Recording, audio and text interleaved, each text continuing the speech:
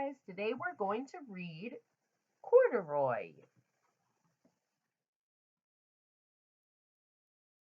Corduroy is a bear who once lived in the toy department of a big store. Day after day, he waited with all the other animals and dolls for somebody to come along and take him home.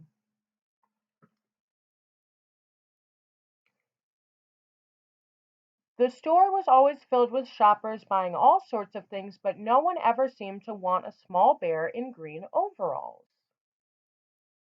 Then one morning a little girl stopped and looked straight into Corduroy's bright eyes. "Oh, Mommy," she said, "look, there's the very bear I've always wanted." "Not today, dear," her mother sighed. "I've spent too much money already. Besides, he doesn't look new. He's lost the button to one of his shoulder straps." Corduroy watched sadly as they walked away.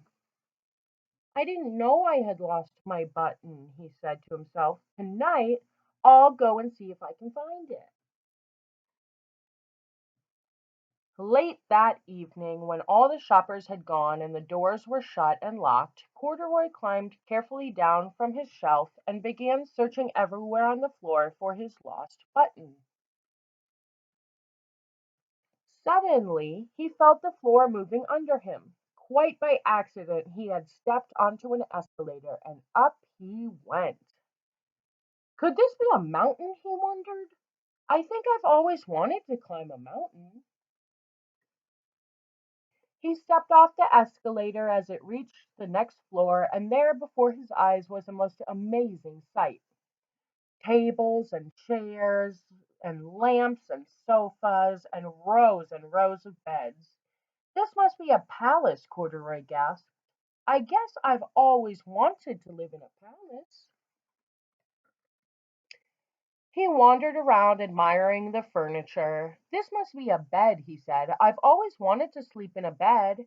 And up he crawled onto a large, thick mattress. All at once he saw something small and round. "Why, here's my button," he cried, and he tried to pick it up, but like all the other buttons on the mattress, it was tied down tight.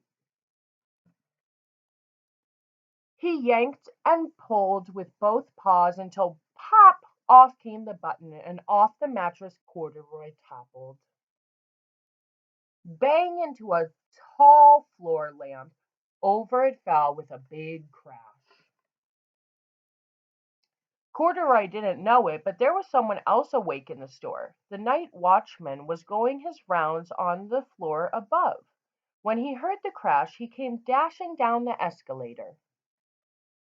"Now who in the world did that?" he exclaimed. "Somebody must be hiding around here." He flashed his light under and over sofas and beds until he came to the biggest bed of all, and there he was, two fuzzy brown ears sticking up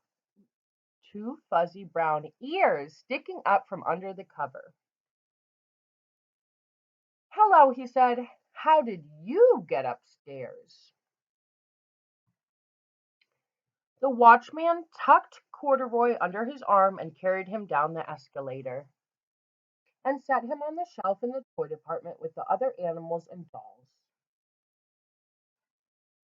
Corduroy was just waking up when the first customer came into the store in the morning, and there, looking at him with a wide, warm smile, was the same little girl he'd seen only the day before.